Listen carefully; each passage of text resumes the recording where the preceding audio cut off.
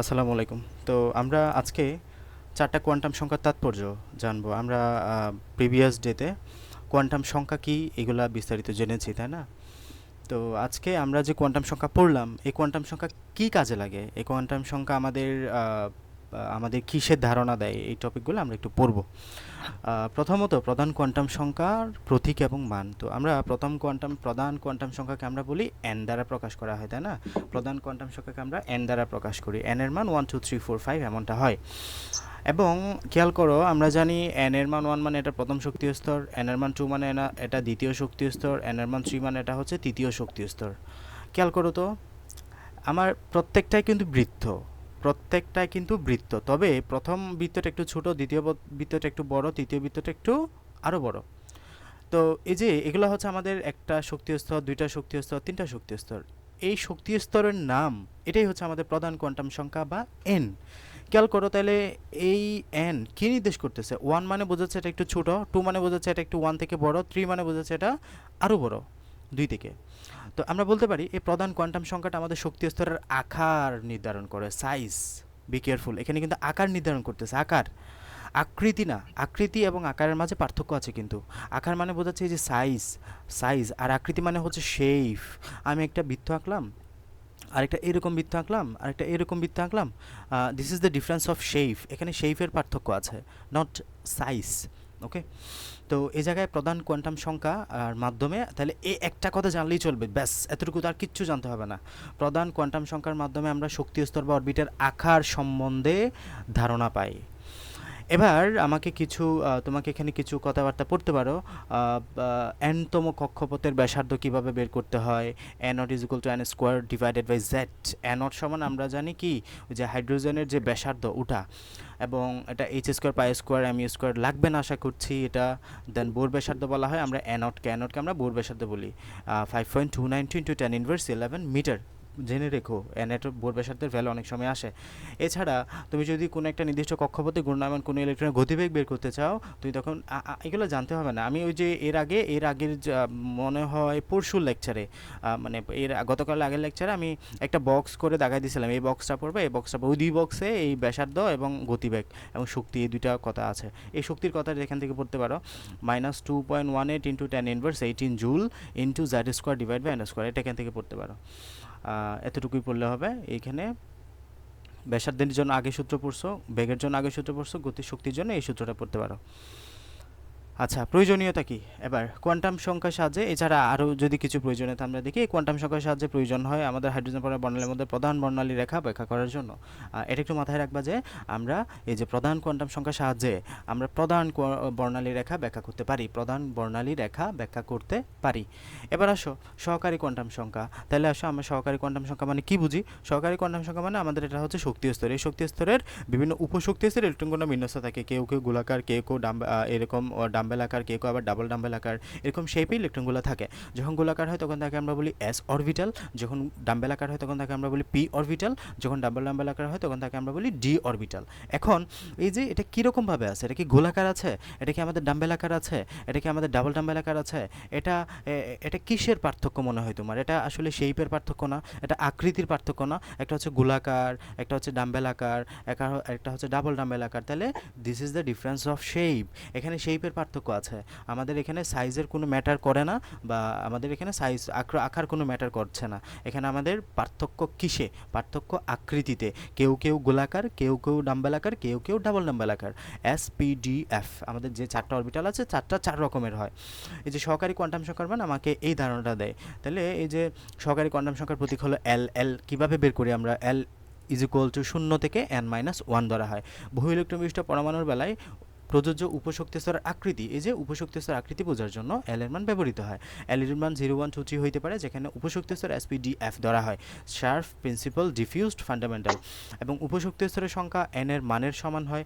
S উপশক্তি স্তর হলো গোলাকার হয়, যে এখানে বলছে এস উপশক্তি স্তর হলো গোলাকার, পি উপশক্তি স্তর হলো ডাম্বেল আকার। ডাম্বেল মানে এই যে এটা একটা ডাম্বেল, জিমে যে আছে, জিমে আমাদের এগুলাকে একটা ডাম্বেল বলা হয়, এগুলোকে ধরে ধরে ব্যায়াম করা হয় আর কি, ডাম্বেল আকার এগুলোকে।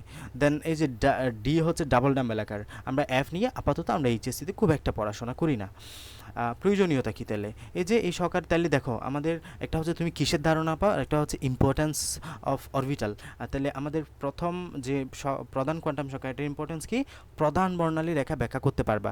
আর সহকারী কোয়ান্টাম সংখ্যার ব্যাখ্যা হচ্ছে পরমাণুতে বর্ণালীতে সৃষ্ট সূক্ষ্ম রেখার উৎপত্তি বোঝার জন্য আমরা এই কোয়ান্টাম সংখ্যা ব্যবহৃত করি। আচ্ছা, আমরা জানি যে এটা আমরা জানি একটা কক্ষপথ থেকে আরেকটা কক্ষপথে ইলেকট্রন যদি উঠানামা করে, তাহলে আমরা কি জানি এখানে বর্ণালীর সৃষ্টি হয়। যে একটা কক্ষপথ থেকে অন্য একটা কক্ষপথে ইলেকট্রন গেলে বর্ণালীর সৃষ্টি হয়। বোর পরমাণু মডেলে এখানে একটা বর্ণালীর কথা বলা হয়েছে, বাট আসলে উচ্চ ক্ষমতার স্পেকট্রোস্কোপ দ্বারা পরীক্ষা করলে দেখা যায় এই বর্ণালীগুলো একাধিক সূক্ষ্ম রেখায় বিভক্ত। তাহলে ওই যে একটা রেখা বর্ণালীর ব্যাখ্যা পাওয়া যায় আমাদের প্রধান কোয়ান্টাম সংখ্যার সাহায্যে, আর একাধিক সূক্ষ্ম রেখা যে বিভক্ত, এগুলো ব্যাখ্যা করা যায় আমাদের সহকারী কোয়ান্টাম সংখ্যার সাহায্যে। এবার আসো চুম্বকীয় কোয়ান্টাম সংখ্যার প্রতীক এবং মান। চুম্বকীয় কোয়ান্টাম সংখ্যা আমাদের কী কাজে লাগে? চুম্বকীয় কোয়ান্টাম সংখ্যাকে আমরা বলি এম। ম্যাগনেটিক কোয়ান্টাম নাম্বার থেকে আসছে এম। এম এর সূত্র কি? প্লাস এল থেকে মাইনাস এল পর্যন্ত শূন্য সহ। প্লাস এল থেকে মাইনাস এল পর্যন্ত শূন্য সহ। তোমাকে যদি প্লাস মাইনাস টু বলা হয়, তার মানে প্লাস টু নাও, প্লাস ওয়ান নাও, মাইনাস ওয়ান নাও, মাইনাস টু নাও, জিরো তো থাকবেই। আচ্ছা, এরপরে তাহলে এই যে এগুলো এসপিডিএফ অরবিটালের সংখ্যা গণনা করার জন্য ব্যবহৃত হয়, এম এর মান ব্যবহৃত হয়। এসপিডিএফ অরবিটালের সংখ্যা আমরা জানি পি এর জন্য এল এর মান কত? 1। এই 1 এর জন্য এম এর মান কত? Plus minus 1 0। তাহলে প্লাস 1 0 মাইনাস 1 কয়টা পাইছি? 3টা। তার মানে পি অরবিটাল কয়টা? 3টা। একটা হচ্ছে পিএক্স, একটা হচ্ছে পিওয়াই, একটা হচ্ছে পিজেড। প্রতি অরবিটালে দুটো করে ইলেকট্রন, দুটি স্পিনের দুটো ইলেকট্রন থাকে, একটা প্লাস হাফ একটা মাইনাস হাফ। তো এই যে 3টা অরবিটাল, এখানে অরবিটাল গণনার জন্য আমাদের এটা ব্যবহৃত হচ্ছে চুম্বকীয় কোয়ান্টাম সংখ্যাটা। তাহলে এসপিডিএফ এর অরবিটাল সংখ্যা গণনার জন্য এম এর মান ব্যবহৃত হয়। প্রয়োজনীয়তা কি তাহলে? আসো ইম্পর্টেন্স। এক্ষেত্রে চুম্বক ক্ষেত্রের প্রভাবে যে বর্ণালী রেখা সূক্ষ্ম রেখা বিভক্ত হওয়ার কারণ। আচ্ছা, চুম্বক ক্ষেত্রের প্রভাবে বর্ণালী রেখা সূক্ষ্ম রেখায় বিভক্ত হওয়ার কারণ ব্যাখ্যা করার জন্য চুম্বকীয় কোয়ান্টাম সংখ্যার প্রয়োজন হয়। আমরা জিম্যান প্রভাব দেখেছিলাম, স্ট্রাক প্রভাব দেখেছিলাম, তাই না? জিম্যান প্রভাব চুম্বক ক্ষেত্রের প্রভাবে, তড়িৎ ক্ষেত্রের প্রভাবে আমাদের যখন বিচ্ছিন্ন হয়ে যায় তখন আমরা জিম্যান, তারপর স্ট্রাক প্রভাব, চুম্বক ক্ষেত্রের প্রভাবে এই বিভক্ত হওয়ার কারণ আমরা এই চুম্বকীয় কোয়ান্টাম সংখ্যার মাধ্যমে কিন্তু ব্যাখ্যা করতে পারি।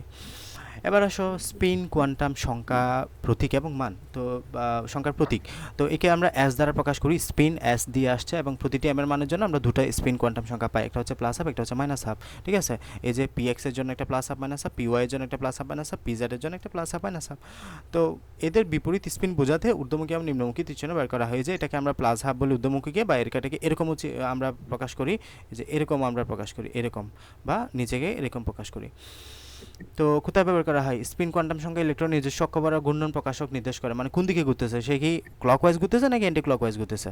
হ্যাঁ, এবার আসো আমাদের যে কোয়ান্টাম সংখ্যা পড়লাম, এই কোয়ান্টাম সংখ্যার আবিষ্কারক কারা, কোন শ্রদ্ধেয় বিজ্ঞানীগণ এগুলো আবিষ্কার করেন এবং তাদের নাম আমরা জানব। তো ফার্স্ট অফ অল বোর সাহেব, বোর আমাদের আবিষ্কার করেন, বিজ্ঞানী বোর সাহেব আমাদের উনি প্রধান কোয়ান্টাম সংখ্যা আবিষ্কার করেন। তো এটা তো আর নতুন কিছু না, আমরা জানি বিজ্ঞানী বোর সর্বপ্রথম বলেছেন আমাদের ইলেকট্রনগুলো নির্দিষ্ট কক্ষপথে ঘুরে, এগুলোকে উনি এন দ্বারা প্রকাশ করেন। দ্যাটস ওয়াই আমাদের বোর সাহেব হচ্ছে এটা আবিষ্কারক। তো এক্ষেত্রে আমরা এন এর মান 1 2 3 এভাবে বলি। এবং প্রধান কোয়ান্টাম তাৎপর্য কী, তাৎপর্যটি একটু পড়বা একই। প্রধান কোয়ান্টাম সংখ্যার সাহায্যে প্রধান শক্তিস্তর আকার সম্পর্কে অবহিত হওয়া যায়। তাহলে এই যে আমরা কি বললাম, কী জানতে পারবা তুমি, ওটা হচ্ছে আমাদের তাৎপর্য, মূলত আকার সম্পর্কে অবহিত হওয়া যায়। আর এটা হচ্ছে আমাদের আকৃতি, এই যে এটা হচ্ছে সমারফিল্ড আমাদের সহকারী কোয়ান্টাম সংখ্যা আবিষ্কার। স দিয়ে মনে রাখবা সমারফিল্ড, স দিয়ে মনে রাখবা সমারফিল্ড। আমাদের সহকারী কোয়ান্টাম সংখ্যা আবিষ্কারক কে? সমারফিল্ড। সহকারী কোয়ান্টাম সংখ্যার আবিষ্কারক হচ্ছে সমারফিল্ড সাহেব। মান আমরা এন এর মান এল থেকে 0 থেকে n-1 পর্যন্ত হয়ে থাকে। তাৎপর্য হলো ইলেকট্রন যে উপলক্ষে ঘুরছে তার আকৃতি সহকারী কোয়ান্টাম সংখ্যার সাহায্যে জানা যায়। মানে আমরা আকৃতি অর শেপ, এটার মাধ্যমে আমরা জানতে পারি সহকারী কোয়ান্টাম সংখ্যার জন্য। জিম্যান, বিজ্ঞানী জিম্যান চুম্বকীয় কোয়ান্টাম সংখ্যা আমাদের বের করেন। বিজ্ঞানী জিম্যান চুম্বকীয় কোয়ান্টাম সংখ্যার আবিষ্কারক, এবং এটার ভ্যালু আমরা কীভাবে বের করি? এম এর মান 0 সহ প্লাস এল থেকে মাইনাস এল পর্যন্ত বিস্তৃত। এবং এটা আমরা কীভাবে বুঝতে পারি যে একটা ইলেকট্রনটা যে ত্রিমাত্রিকভাবে কীরূপে বিন্যস্ত। আমরা জানি যে যখন এক্স অক্ষ বরাবর থাকে তাকে আমরা পিএক্স বলি, যখন ওয়াই অক্ষ বরাবর থাকে তখন পিওয়াই বলি, যখন জেড অক্ষ বরাবর থাকে তখন আমরা পিজেড বলি। পিএক্স, পিওয়াই, পিজেড, তাহলে এটাই তো আমাকে নির্দেশ করছে যে ত্রিমাত্রিকভাবে সে কোন অক্ষ বরাবর আছে। এই যে ত্রিমাত্রিকভাবে কীরূপে বিন্যস্ত তা জানা সম্ভব আমাদের এই চুম্বকীয় কোয়ান্টাম সংখ্যার সাহায্যে। এবার আসো ঘূর্ণন কোয়ান্টাম সংখ্যা বা স্পিন কোয়ান্টাম নাম্বার। তো এটা আবিষ্কার করেন কি উলেনব্যাক এবং গোল্ড স্মিথ। উলেনব্যাক এবং গোল্ড স্মিথ আমাদের এই স্পিন কোয়ান্টাম সংখ্যা আবিষ্কার করেন। এটা আমরা জানি প্রতিটা এমের জন্য আমরা দুটা মান পাই, একটা হচ্ছে প্লাস হাফ, একটা হচ্ছে মাইনাস হাফ। যদি ক্লক ওয়াইজ ঘুরে এক্ষেত্রে প্লাস হাফ, যদি অ্যান্টি ক্লক ওয়াইজ ঘুরে এক্ষেত্রে মাইনাস হাফ বলি, বা এটাকে আমরা এরকম চিহ্ন বলি, এটাকে এরকম চিহ্ন দিই। তো ইলেকট্রনের ঘূর্ণনের প্রকৃতি এবং দিক, তাহলে ইলেকট্রন ঘূর্ণনের প্রকৃতি এবং দিক আমরা জানতে পারি এই কোয়ান্টাম সংখ্যার সাহায্যে। ইনফিনিটি স্টার এই বক্সটা খুব ভালোভাবে পড়বা, অসংখ্য অসংখ্য গুরুত্বপূর্ণ এটা। কারণ আমাদের টিচাররা এই যে বইয়ের লাইন থেকে কুটে কুটে কোয়েশ্চেন করতে বেশ বিরক্ত বোধ করেন। যেখানে বক্স পাওয়া যায় ওখানে আমাদের প্রশ্ন অনেকগুলা তথ্য একসাথে পুঞ্জীভূত থাকে, সাজানো থাকে। দ্যাটস ওয়াই টিচারদের প্রশ্ন করার অন্যতম একটা পছন্দনীয় জায়গা হলো আমাদের এই বক্সগুলা, বা আমরা ছক বলি এটাকে, এই ছকগুলা। যেখানেই ছক পাবা খুব ভালোভাবে এখানে পড়বা। আমরা একটা টপিক পড়ার পরে ওই টপিকটাকে গুছানোর জন্য এই ছকগুলো পড়ি। তো ছক কখনো মিস করবা না, ছক অবশ্যই ভালোভাবে পড়বা। যত ভালোভাবে পড়বা তোমার টপিকটা তত বেশি ক্লিয়ার হবে।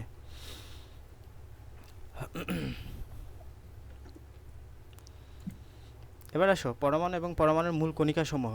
আমরা পরমাণু তো জানলাম, একটা পদার্থকে তুমি যদি একদম তোমার স্মলেস্ট পর্যায় পর্যন্ত ভাঙতে পারো, ক্ষুদ্রতম পর্যায় পর্যন্ত ভাঙতে পারো, যেটা পাবা সেটাই হচ্ছে অ্যাটম বা পরমাণু। এই পরমাণুতে আমরা কি জানি? পরমাণুতে আমরা পড়েছি মাঝখানে প্রোটন প্লাস নিউট্রন থাকে, ঘূর্ণায়মান ইলেকট্রন সমূহ থাকে, এগুলো তো আমরা পড়েছি, তাই না?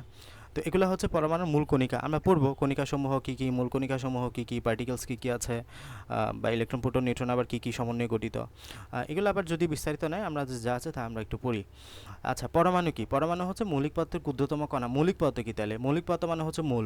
আমাদের যে পর্যায় সারণীতে 118টা মৌল আছে ওইগুলাই হচ্ছে মূলত মৌলিক পদার্থ। আমাদের পৃথিবীতে মৌলিক পদার্থ কয়টা? 118টা। পৃথিবীতে তুমি যে কোনো কিছুই দেখবা ওটাতে তুমি ওই 118টা মৌলিক পদার্থের যে কোনো কিছুই পাবা। মানে যেটাই দেখো তুমি পৃথিবীতে ওই পদার্থগুলো আলটিমেটলি 118টা মৌলিক পদার্থের ভিতরেই গঠন হবে। আমাদের যে পদার্থকে বাংলা ওই পদার্থ ছাড়া কিছুই পাওয়া যায় না, ওইটা হচ্ছে মূল বা মৌলিক পদার্থ। তো সাধারণত আমাদের যার কোনো এটা স্বাধীন কোনো অস্তিত্ব নাই যদিও, কিন্তু ক্ষুদ্রতম একক রূপে সরাসরি রাসায়নিক বিক্রিয়া অংশগ্রহণ করতে পারে, তাকে আমরা পরমাণু বলে। প্রত্যেক মৌলের প্রতীক দ্বারা ওই মৌলের পরমাণুকে বোঝানো হয়। তা যেমন, আচ্ছা এটা মাথায় রাখবা যে মৌলের জন্য হয় প্রতীক, মৌলের জন্য হয় প্রতীক, যৌগের জন্য হয় সংকেত। আমরা যে মৌল পড়ছি hydrogen, helium, lithium, beryllium, boron, carbon, nitrogen, phosphorus, সেগুলো হচ্ছে একটা প্রতীক। আসো, পরমাণুর সম্মুখে যদি বিচ্ছিন্নভাবে ভেঙে যেসব কণা আবিষ্কৃত হয়েছে মোটামুটিভাবে তাদেরকে পরমাণুর মূল কণিকা বলা হয়।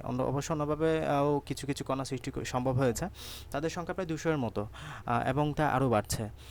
তো আমরা পরমাণু দুই ধরনের কণিকা পড়ব। তাহলে যদি বলা হয় কণিকাকেই মূল উপাদান রূপে যেসব অতি সূক্ষ্ম কণিকা দ্বারা পরমাণু গঠিত তাদেরকে পরমাণু মূল কণিকা বলা হয়। মুখস্থ করতে হবে, ক নাম্বারে আসে। তাহলে মূল কণিকা কাকে বলে এগুলো মুখস্থ করবা। মূল কণিকা আমরা দুই ভাগে ভাগ করবো, একটা হচ্ছে স্থায়ী মূল কণিকা, একটা হচ্ছে অস্থায়ী মূল কণিকা। তাহলে মূল কণিকাকে কয় ভাগে ভাগ করবা? দুই ভাগে। একটা হচ্ছে স্থায়ী মূল কণিকা, অ্যানাদার ওয়ান অস্থায়ী মূল কণিকা। স্থায়ী মূল কণিকা কী কী আছে? এই যাবৎ 3টা পরমাণু মডেল থেকে নিশ্চিত যে আমাদের পরমাণু কেন্দ্রে নিউক্লিয়াস আছে, এবং নিউক্লিয়াসের ভিতরে আমরা জানি প্রোটন এবং নিউট্রন আছে। এছাড়া চারদিকে ঘূর্ণায়মান ইলেকট্রন সমূহ আছে। এই দুটো কণা ছাড়াও 1932 খ্রিস্টাব্দে বিজ্ঞানী জেমস চ্যাডউইক পরমাণুর কেন্দ্রে চার্জবিহীন কণা নিউট্রন আবিষ্কার করেন। সাধারণ হাইড্রোজেন পরমাণু ছাড়া সব মৌলের প্রতিটি পরমাণুর গঠন একক রূপে ইলেকট্রন, প্রোটন এবং নিউট্রন থাকে। তাহলে আমরা পরমাণুর স্থায়ী মূল কণিকা কী পড়ব? ইলেকট্রন পড়ব, প্রোটন পড়ব, নিউট্রন পড়ব। এই তিনটাই হচ্ছে পরমাণুর স্থায়ী মূল কণিকা। তাহলে পরমাণুর মূল কণিকাকে আমরা দুই ভাগে ভাগ করছি, একটা হচ্ছে স্থায়ী মূল কণিকা, একটা হচ্ছে অস্থায়ী মূল কণিকা। স্থায়ী মূল কণিকা হচ্ছে ইলেকট্রন, প্রোটন এবং নিউট্রন। ইলেকট্রন, প্রোটন এবং নিউট্রন, এই 3টা কণাকে পরমাণুর স্থায়ী মূল কণিকা বলে। আচ্ছা, তো পরমাণু অস্থায়ী মূল কণিকা কী কী তাহলে? পরমাণু অস্থায়ী মূল কণিকা হচ্ছে আমাদের কোনো কোনো পরমাণুতে খুব অল্প সময়ের জন্য অস্থায়ীভাবে কিছু কণার অস্তিত্ব পাওয়া যায়, অস্থায়ীভাবে খুবই অল্প সময়ের জন্য। এদেরকে পরমাণুর অস্থায়ী মূল কণিকা বলা হয়। যেমন neutrino, anti neutrino, গ্র্যাভিট্রন, পজিট্রিনো, Mason, বুসন, পাইওয়ান, muon, এগুলো হচ্ছে আমাদের পরমাণুর অস্থায়ী মূল কণিকা। আসে পরীক্ষায়, অস্থায়ী মূল কণিকা উদাহরণ দাও, বা তোমাকে বলবে কোনটা পরমাণুর স্থায়ী মূল কণিকা না, ইলেকট্রন দিবে, প্রোটন দিবে, নিউট্রন দিবে, এখান থেকে যে কোনো একটা ঢুকাই দিবে, তাহলে বলবা এখান থেকে যেটা আছে ওইটাই। আচ্ছা আসো, কম্পোজিট কণিকা কি? Infinity star. কম্পোজিট কণিকা নিয়ে অনেক কোয়েশ্চেন আসতে দেখেছি। কম্পোজিট কণিকা স্থায়ী এবং অস্থায়ী মূল কণিকা ছাড়াও আরেক শ্রেণীর ভারী কণা রয়েছে যে বিভিন্ন পরমাণু থেকে নির্গত হয়, যাদেরকে আমরা একত্রে কম্পোজিট কণিকা বা যৌগিক কণিকা বলি। তাহলে যৌগিক কণিকার সংখ্যাটা একটু পরে দেখবা কি কি আছে। উদাহরণটা সবচেয়ে বেশি গুরুত্বপূর্ণ, আমাদের আছে আলফা কণা। আলফা কণা কীভাবে উৎপন্ন হয় আমরা জানি, এটা হচ্ছে হিলিয়াম। হিলিয়াম থেকে যখন তুমি দুইটা ইলেকট্রন বের করে নিবা, যেটা পাবা সেটাই হচ্ছে আলফা কণা বা হিলিয়াম 2+ নিউক্লিয়াস। এই যে আলফা কণা, তারপর হচ্ছে ডিউটেরন কণা। যদি তুমি একটা ইলেকট্রন বের করে নাও হিলিয়াম থেকে, যেটা পাবা সেটা হচ্ছে ডিউটেরন কণা। আচ্ছা, সরি, এটা হাইড্রোজেন প্লাস। হাইড্রোজেন আমরা যখন হাইড্রোজেন থেকে যে ইলেকট্রনটা আছে ওই ইলেকট্রনটা বের করে নিই, সেটা হচ্ছে ডিউটেরন কণা। তাছাড়া আমাদের যে বাড়ি পানি এখানে আছে, আচ্ছা আপাতত নয়, বাড়ি পানির সঙ্গে D2O এখানে নাই যদিও। আচ্ছা, তো আলফা কণা হচ্ছে হিলিয়াম 2+ দেন ডিউটেরন কণা। তাহলে তুমি জাস্ট নামগুলো মাথায় রাখো। কম্পোজিট কণিকা কে কে? আলফা কণা, ডিউটেরন কণা, শেষ। আলফা কণা এবং ডিউটেরন কণা হচ্ছে আমাদের কম্পোজিট কণিকা। আলফা কণা, ডিউটেরন কণা খুব ভালোভাবে মাথায় রাখবা। আলফা কণা ও ডিউটেরন হচ্ছে আমাদের কম্পোজিট কণিকা। ডিউটেরন হলো ভারী হাইড্রোজেন, ডিউটেরনের অপর নাম হচ্ছে ভারী হাইড্রোজেন। এবং মনে রাখবা ডিউটেরনের অপর নাম হচ্ছে ভারী হাইড্রোজেন। হাইড্রোজেনের আইসোটোপ হচ্ছে 3টা, ডিউটেরিয়াম, প্রোটিয়াম, ট্রিটিয়াম, তাই না? আমরা হাইড্রোজেনের 3টা আইসোটোপ পড়েছি, যদি 7টা আইসোটোপ আছে প্রকৃতিতে 3টা পাওয়া যায়, প্রোটিয়াম, ডিউটেরিয়াম এবং টিউট্রিয়াম। এই যে হাইড্রোজেনের আইসোটোপ ডিউটেরিয়ামের নিউক্লিয়াস, এতে একটি প্রোটন এবং একটি নিউট্রন থাকে। এগুলো আসে পরীক্ষায় যে ডিউটেরিয়ামের মধ্যে কয়টা নিউট্রন আছে, একটা। হ্যাঁ, একটা। ভুল করে বসো, 1 2 3 যখন দেয় ভুল করে দেয়। আসো, আমরা এসএসসিতে পড়েছি এই টপিকগুলা। যে তোমার আইসোটোপ, আইসোবার, আইসোটোন, এগুলা কি? তাহলে আমরা এই যে একটা পরমাণু নিউক্লিয়াসে প্রোটন এবং নিউট্রন সংখ্যার পার্থক্য থাকতেই পারে। তো এই যে পার্থক্যের উপর ভিত্তি করে আমরা পরমাণুগুলোকে ভাগ করি আইসোবার, আইসোটোন, এই 3 শ্রেণীতে আছে। আইসোটোপ যদি বলো, এই যে মেডিকেল অ্যাডমিশন টেস্ট আসছে, এগুলো খুব বেশি আসে। আইসোটোপের লাস্টে আছে, থাকা মানে কি? এদের প্রোটন সংখ্যা সমান। আইসোটোপের লাস্টে আছে, থাকা মানে কি? প্রোটন সংখ্যা সমান। আমরা জানি প্রোটন সংখ্যা মানে হচ্ছে তার পারমাণবিক সংখ্যা, প্রোটন সংখ্যা মানে তার পারমাণবিক সংখ্যা। আচ্ছা, যাদের পারমাণবিক সংখ্যা তার মানে তারা হচ্ছে একই পরমাণু। পারমাণবিক সংখ্যা মানে হচ্ছে তারা একই পরমাণু। এই জন্য আমরা দেখব কার্বন 12, কার্বন 13, কার্বন 14 সবগুলোই কিন্তু কার্বন। কারণ সবগুলোই কার্বন কেন? কারণ তাদের পারমাণবিক সংখ্যাই সমান। আবার তুমি কখন এমন দেখবা না যে কার্বনের সাথে ফ্লোরিনের আইসোটোপ, নো, এমনভাবে হয় না। ফ্লোরিনের সাথে ফ্লোরিনের আইসোটোপ হইতে পারে, ক্লোরিনের সাথে ক্লোরিনের আইসোটোপ হইতে পারে, কার্বনের সাথে ক্লোরিনের হবে না, বা ফ্লোরিনের সাথে ক্লোরিন হবে না। এভাবে আমরা হয় না। তাহলে আমরা আইসোটোপের লাস্টে আছে, তার মানে কি? তাদের প্রোটন সংখ্যা সমান। আচ্ছা, যদি প্রোটন সংখ্যা সমান হয় তাহলে ভিন্নটা কি? প্রোটন সংখ্যা সমান মানে আমাদের যে আচ্ছা, এটাও যে সত্য, আমাদের একটা পরমাণুতে যতগুলো প্রোটন থাকবে ততগুলো আবার ইলেকট্রন থাকে। একটা পরমাণুতে যতগুলো প্রোটন থাকবে ঠিক ততগুলো আবার ইলেকট্রন থাকে। আচ্ছা, তো তুমি বলতেছো প্রোটন সংখ্যা সমান, আবার আমরা জানি যতগুলো প্রোটন থাকবে ততগুলো ইলেকট্রন থাকবে, তার মানে ইলেকট্রন সংখ্যাও সমান। তার মানে ব্যাস কমটা কে করতেছে? ব্যাস কমটা করতেছে মূলত ওই নিউট্রন সংখ্যাটা। নিউট্রন সংখ্যা যেটা আছে এটাও সমান। এই যে দেখো, নিউট্রন সংখ্যা অসমান হওয়ায়। এখন যদি নিউট্রন সংখ্যা অসমান হয় তার মানে ভর সংখ্যাও অসমান। আমরা জানি প্রোটন প্লাস নিউট্রনের যে ভ্যালু তোমার নিউক্লিয়াসে যেটা আছে, নিউক্লিয়াস আমরা জানি পরমাণু নিউক্লিয়াসে কে থাকবে? Proton plus neutron. এই প্রোটন এবং নিউট্রনের যে যোগফল, এটাকে বলি আমরা ভর সংখ্যা বা নিউক্লিয়ন সংখ্যা। এই যে আমরা যখন বলতেছি প্রোটন সংখ্যা সমান, ইলেকট্রন সংখ্যাও সমান, গুড। তাহলে ব্যতিক্রমকে নিউট্রন সংখ্যা, নিউট্রন সংখ্যা ব্যতিক্রমের জন্য ভর সংখ্যা ব্যতিক্রম হয়ে গেছে, এটাই। তাহলে নিউট্রন সংখ্যা অসমান হওয়ায় ভর সংখ্যা অসমান, এগুলা আসে পরীক্ষায়। তুমি জানো আইসোটোপ শব্দটা তোমার জন্য খুব পরিচিত, ক্লাস 8 থেকে পড়তেছো এটা, বাট ভুল করবা যে এইগুলো পেছানো শুরু করলেই ভুল করবা। যে ভর সংখ্যা বলো সমান না অসমান, নিউট্রন সংখ্যা বলো সমান না অসমান, প্রোটন সংখ্যা কী তেলে, এগুলো মানে ভুল করে বসে। আচ্ছা, তাদেরকে আমরা আইসোটোপ বলি।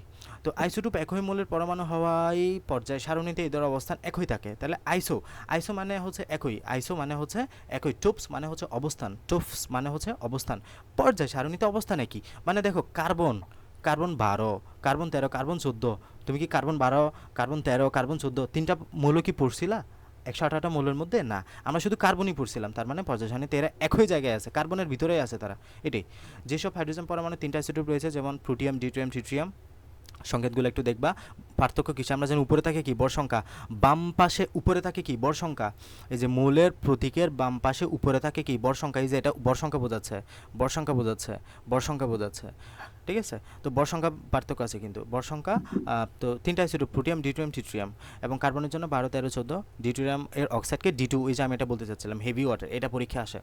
হেভি ওয়াটারের সংকেত কি? ভারী পানির সংকেত কি? D2O, D2O, এটাকে আমরা হেভি ওয়াটার বলি। আসো, উল্লেখ্য যে ভরের পার্থক্যের জন্য একই মূলের আইসোটোপ সমূহের মধ্যে রাসায়নিক ধর্মের কোনো পার্থক্য দেখা যায় না, ভৌত ধর্মেরও কোনো বিশেষ পার্থক্য দেখা যায় না। আমরা যে এখানে অনেক বেশি পার্থক্য পাবো তা কিন্তু না, তবে কোনো কোনো ক্ষেত্রে তার পরিমাণগত পার্থক্য থাকতে পারে। তবে ভারী আইসোটোপের স্ফুটনাঙ্ক গলনাঙ্ক একটু বেশি, তবে অনেক ক্ষেত্রে তা উপেক্ষা করা যায়। পর্যায় সারণীতে মূলের অবস্থান দ্বারা সেই মূলের সব আইসোটোপের অবস্থান নিশ্চিত হয়। দুই একটা মূল যেমন নাও, আমি নাও দিয়ে মনে রাখছিলাম, নাও NaO, নাও খুব খুব খুব বেশি গুরুত্বপূর্ণ। এটা অনেকবার যে লিখলাম পরীক্ষায়, যে ম্যাট এখানে লেখা আছে, দুই একটা মৌল বাদে প্রকৃতিতে সব মৌলের একাধিক আইসোটোপ আছে, খুব গুরুত্বপূর্ণ। আমাদের প্রকৃতিতে যে আমরা আমরা যে পর্যায়ে 118টা মৌল দেখলাম, 118টা মৌলের সবগুলোরই প্রায় একাধিক আইসোটোপ আছে, এক্সেপ্ট নাও, সোডিয়াম এবং অরাম। সোডিয়াম মানে তো জানো, অরাম মানে গোল্ড আর কি, স্বর্ণ। এই যে সোডিয়াম এবং অরাম নাও দিয়ে মনে রাখছিলাম, নাওয়ে নাই, নাওয়ে নাই কি নাই, একাধিক আইসোটোপ নাই, নাওয়ে নাই কি নাই, একাধিক আইসোটোপ নাই। তাহলে দুই একটা ব্যতিক্রম বাদে, যেমন নাও, সোডিয়াম এবং অরাম বাদে প্রকৃতিতে প্রায় সব মৌলেরও একাধিক আইসোটোপ আছে।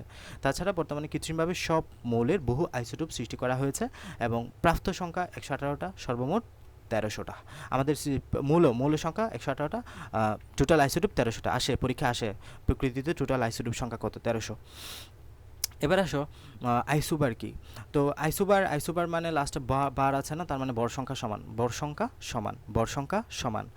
তো যেসব পরমাণুর প্রোটন সংখ্যা অসমান, আচ্ছা খেয়াল করো, ভর সংখ্যা মানে কি, প্রোটন প্লাস নিউট্রন সংখ্যা না। তো এখানে বলতেছে প্রোটন সংখ্যা সমানের জন্য এই কাজটা হয়, প্রোটন সংখ্যা সমান, কিন্তু খেয়াল করবা প্রোটন সংখ্যা সমান, প্রোটন সংখ্যা সমানের জন্য এই কাজটা হয়, কিন্তু ভর সংখ্যা বা P প্লাস অ্যান্ড কিন্তু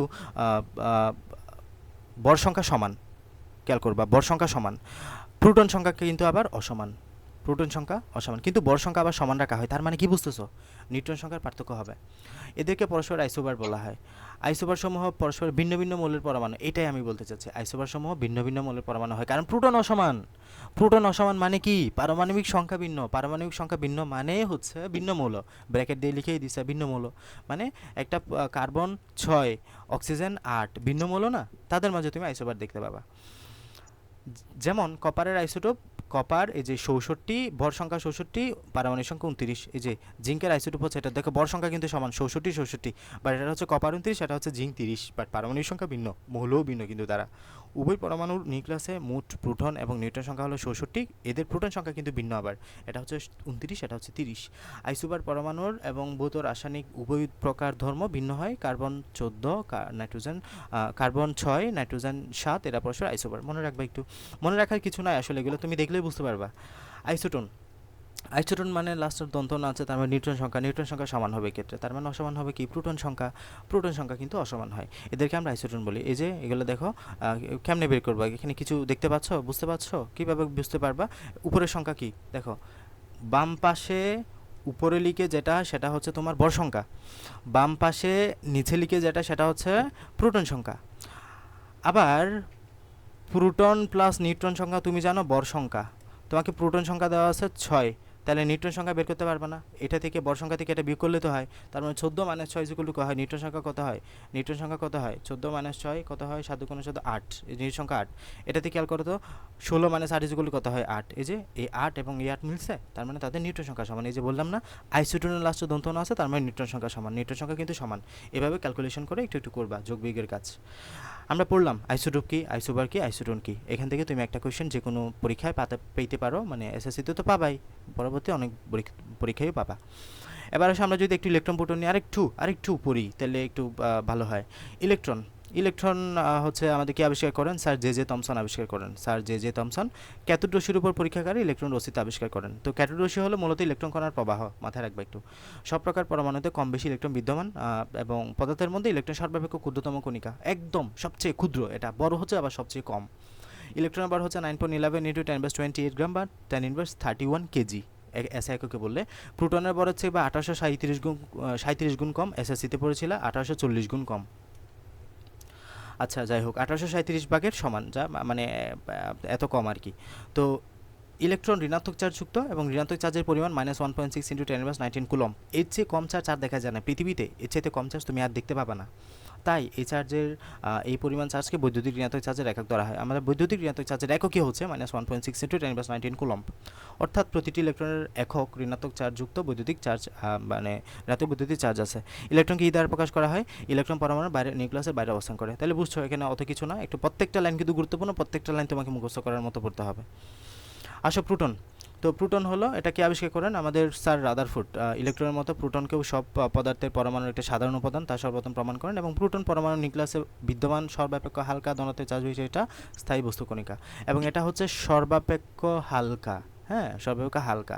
প্রোটনের ভর কত? 1.673। নিউট্রনের ভর কত? 1.675। খেয়াল করো, নিউক্লিয়াসের ভিতরে সর্বাপেক্ষ হালকা। তোমাকে যদি বলতো পরমাণুর মধ্যে সর্বাপেক্ষ হালকা কে, this answer will be electron. যখন বলবা পরমাণুর মধ্যে সর্বাপেক্ষ হালকা কে, তাহলে আনসার হবে ইলেকট্রন। আর যদি বলা হয় নিউক্লিয়াসের ভিতর, নিউক্লিয়াসের ভিতর আছে কে? প্রোটন আছে প্লাস নিউট্রন আছে। এই নিউট্রন হচ্ছে আবার সবচেয়ে ভারী, বর কত? 1.675 × 10⁻24 গ্রাম। আর এটা কত? 1.673। পার্থক্য খুবই অল্প কিন্তু। আবার এটা হচ্ছে 1.675, এটা হচ্ছে 1.673 প্রোটনের জন্য। নিউট্রন হচ্ছে সবচেয়ে ভারী মূল কণিকা আমাদের। হাইড্রোজেন পরমাণুর ভরের প্রায় সমান এটা। পারমাণবিক ভর স্কেল এটা হচ্ছে 1.007276 AMU। এটাকে পূর্ণরূপ বলবা atomic mass unit. AMU, atomic mass unit, atomic mass unit. Proton হচ্ছে প্রকৃতপক্ষে H+, মানে এটা হচ্ছে আমাদের হাইড্রোজেন। হাইড্রোজেনের ভিতরে কি আছে? একটা ইলেকট্রন আছে, একটা প্রোটন আছে। একটা ইলেকট্রন যখন দিয়ে বের করে দিবা হাইড্রোজেন প্লাস বলবা তাকে। এই যে হাইড্রোজেন প্লাসই হচ্ছে মূলত প্রোটন। একটা হাইড্রোজেন পরমাণু থেকে একটা ইলেকট্রন সরিয়ে নিলে প্রোটন পাওয়া যায়। সুতরাং প্রোটনের বৈদ্যুতিক চার্জের পরিমাণ ইলেকট্রনের সমান, কিন্তু তা ধনাত্মক। এর চার্জ হচ্ছে 1.6 × 10⁻19 কুলম্ব, যা হচ্ছে ধনাত্মক চার্জের একক। প্রোটনের ধনাত্মক চার্জ হচ্ছে P। প্রোটন নিউক্লিয়াসের ভিতরে থাকে। হ্যাঁ, ইলেকট্রন, নিউট্রন। এরপরে নিউট্রন এবং ইলেকট্রন ও প্রোটনের মতো নিউট্রন একটা মূল কণিকা। আমরা জানি মূল কণিকা হচ্ছে তিনটা: ইলেকট্রন, প্রোটন, নিউট্রন। 1932 সালে জেমস চ্যাডউইক এটা আবিষ্কার করেন। কে আবিষ্কার করেন? জেমস চ্যাডউইক সর্বপ্রথম নিউট্রনের ধারণা দেন। এবং হাইড্রোজেন এক ব্যতীত অন্য যে কোনো মূলের পরমাণু অভ্যন্তরে নিউট্রন বিদ্যমান। খুব বোল্ড করে লাইনটা দিছে না? কারণ সবচেয়ে বেশি গুরুত্বপূর্ণ লাইন হচ্ছে এটাই।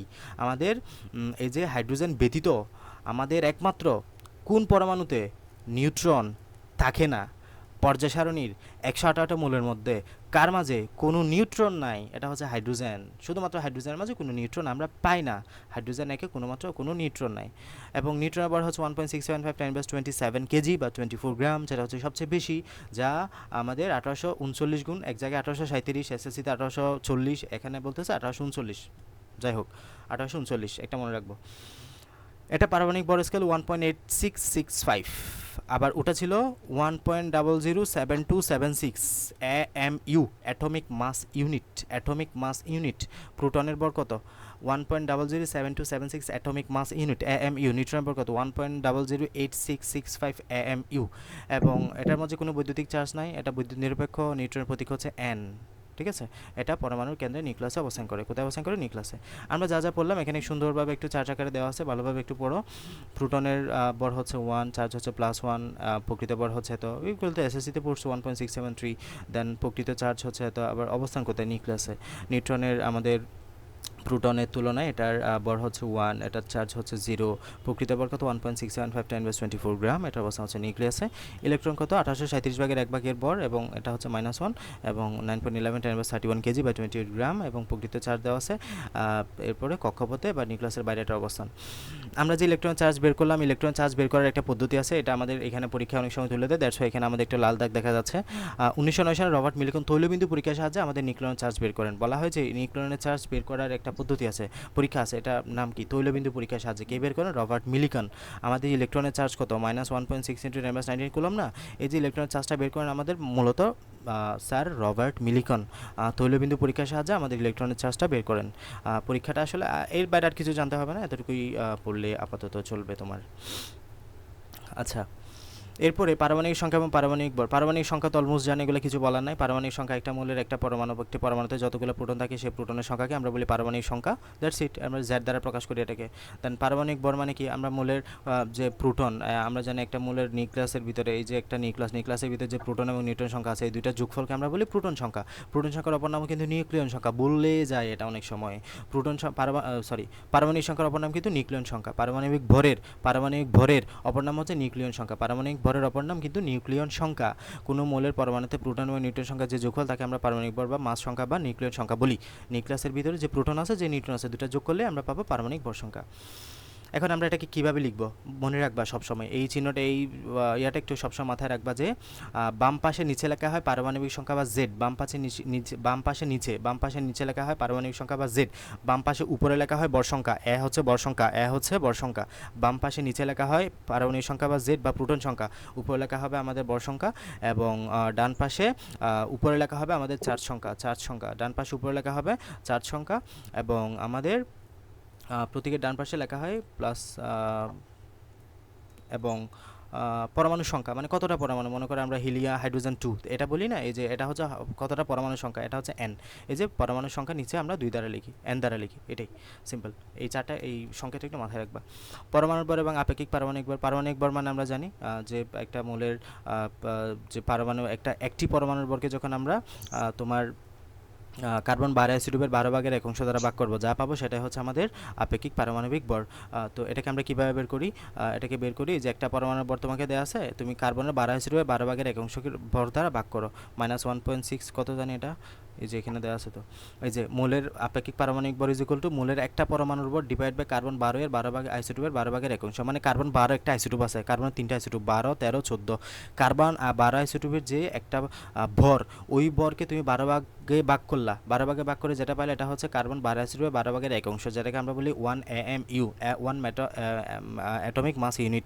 এটার পরিমাণ হচ্ছে 1.67 × 10⁻²4 গ্রাম, এসএসসিতে পড়ছিলা। এটাকে আমরা পারমাণবিক ভর বলি, এটা ভাগ করলে আমরা মৌলের আপেক্ষিক পারমাণবিক ভর পাই, এটাই অক্সিজেন আপেক্ষিক পারমাণবিক ভর বা 16 বলা হয় আর কি।